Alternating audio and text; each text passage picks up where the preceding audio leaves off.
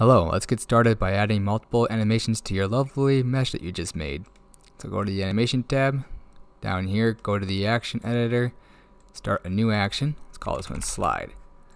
And just grab your cube, inset location, go 10 seconds out, grab it, move it y-axis, inset location, and then copy the first frame, Control V, on 20 seconds and make the whole animation 20 seconds long so it loops nicely. Let's give it a little test. Well, there we go. Got a sliding mesh or whatever you got there. So go back to the first frame and get rid of this one, add a new one, and let's do a shrink. Same thing pretty much. So I put a key for scale, go 10 seconds out, shrink it, I again for scale, and then copy the first frame for the last, Control V, and we got a shrinking and growing cube. And one last thing before we finish the animations, go to here, go to different editor type, and nonlinear animation. So this is how we get multiple animations when you export to Godot. So I got one track right now with a shrink. That's the one we just made, so let's add another track. Click on the new track it just made, add a strip. The other animation we made the first time, the slide one, and there we got two. So that would make it export right. And now let's go set up the shader or the material. So up here, the shading tab. And let's add our texture that we made in paint.net and the bump texture that we made. So Shift A, texture, image. Now Shift D to duplicate that. And let's open up the texture. Brick small and brick small bump. Control A, vector bump. Wait, where'd it go? Vector bump. There it is.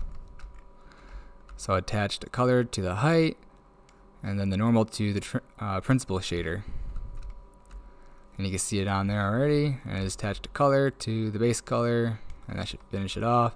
Since it is a low res texture, just do closest and bump the roughness a little bit and tone down the strength. It's a little intense.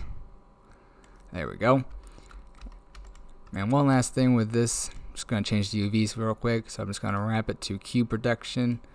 I think it works pretty good for this little cube. So I'm going to go back to shading.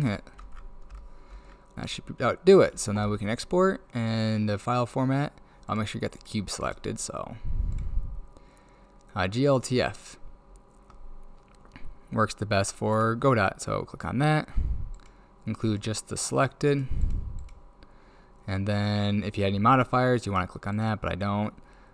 And I'm just gonna plot this to my desktop. Export.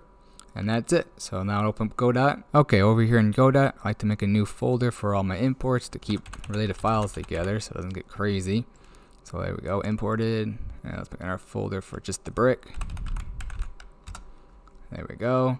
Now drag and drop your brick GLB file that you exported from Blender.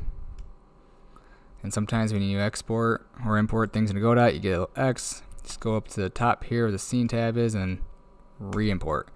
That should fix it. Now first thing I'm going to do is open a new inherited, make sure everything imported right. And a few things are weird still, like the filter flag is checked on again, and let's go back to the scene, make sure the animation actually got all the animations. There is the shrink and slide. Alright, that's all good. Alright, let's fix the texture real quick since that's the only thing I could find wrong. So go to albedo, open up the texture, turn off the filter, and that looks about right. And that should be about it for getting things into Godot. Just for fun, sometimes I like to add a new world environment because the ugly blue sometimes gets boring. So just a new environment. Add a omni light. Drag that up just to see how well it's a good better idea how good the bump is doing. If it's too strong or not, but I think it looks rather good for just a simple demonstration here. And that should be about it for getting files into Godot. Hope it helped. The first thing I like to do is make a simple 60 by 64 image.